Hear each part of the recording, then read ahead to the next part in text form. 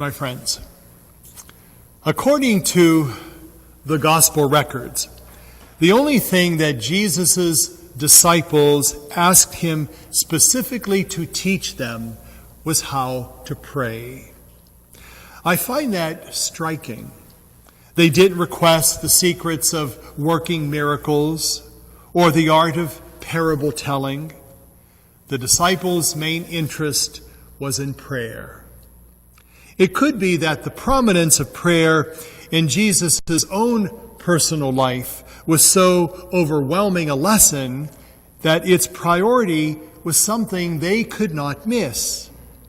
They wanted to know more about prayer, and quite frankly, so do we. First, prayer is basically communion with God.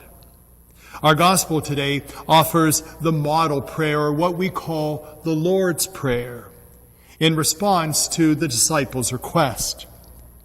But Jesus is not offering an answer to the power of prayer by a mere memorization of certain words. In other words, prayer is not a way with words. Prayer is a way with God. Prayer is entering into the very presence and communion with God. When we first learn to pray as young children, we do so by learning a set of words.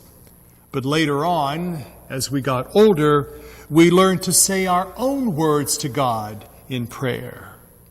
And finally, our relationship with God will allow us to experience close communion with God, especially during those times when we have no words to speak to Him.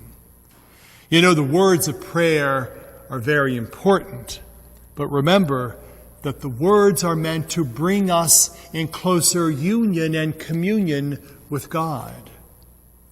Prayer also calls us to focus on God. You know, Jesus offered a prayer which begins with God. God's name, God's kingdom, God's will. Only afterward do we petition for daily care, for forgiveness, for safety. Many of us still have to learn these things. Many of our prayers sound more like a wish list than actual prayer. When prayer is more concerned with my desires than with what God desires, it's not prayer, it's shopping around. Finally, prayer calls us to trust the very nature and very character of God Himself. Now, to illustrate this trust, Jesus uses the analogy of Father for God. The very first words of Jesus recorded in St. Luke's Gospel were those of a 12-year-old Jesus who said to his parents, "Didn't you know I had to be in my Father's house?" And his very last words were before he died on the cross, "Father, into your hands I commend my spirit." Of course, Father is not the only analogy used in the Bible, nor of Jesus. God is also compared to a mother. You can find it in the book of the prophet Isaiah, chapter 66, verse 16.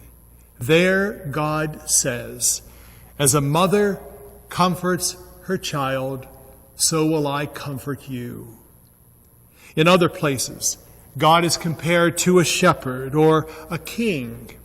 Whatever the analogy, the point is the same.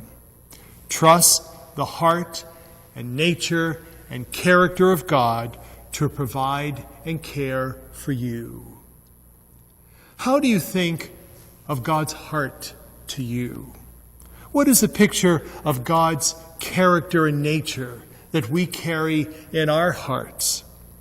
When you think of God, are you drawn to Him? Jesus wants us to learn to pray so that we will grow closer in our communion and presence of God, all the while growing in trust of the very character and nature of God himself. Ask, seek, knock. God is waiting for us with open arms.